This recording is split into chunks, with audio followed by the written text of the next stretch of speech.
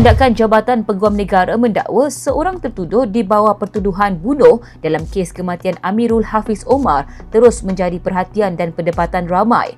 Langkah itu dipersoalkan susulan kesukaran membuktikan elemen niat dalam pertuduhan bunuh berbanding pertuduhan di bawah Akta Pengangkutan Jalan. Tertuduh R. Saktiganapati didakwa memandu di bawah pengaruh alkohol dan dadah ketika kejadian yang berlaku di Klang Ahad lalu. Beliau bagaimanapun telah mengaku bersalah atas kesalahan mengambil dadah namun masih belum membuat pengakuan bagi pertuduhan membunuh sementara menunggu kes dipindahkan ke Mahkamah Tinggi.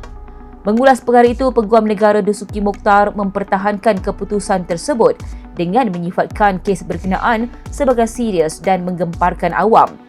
Menurutnya, berdasarkan fakta kes, tindakan tertuduh menunjukkan pengabaian terang-terangan terhadap nyawa manusia sekaligus mewajarkan pertuduhan di bawah Seksyen 302 Kanun Keseksaan. Dalam masa sama, beliau turut memaklumkan bahawa pendekatan sama pernah diambil dalam beberapa kes lain termasuk insiden di Cyberjaya dan Terengganu. Bagaimanapun, perkembangan kes terdahulu masih menjadi tanda tanya manakala kes di Terengganu dilaporkan masih dalam perbicaraan. Kes ini sekali lagi mencetuskan persoalan besar mengenai pendekatan pendakwaan dalam kes kemalangan maut melibatkan pemandu di bawah pengaruh bahan terlarang.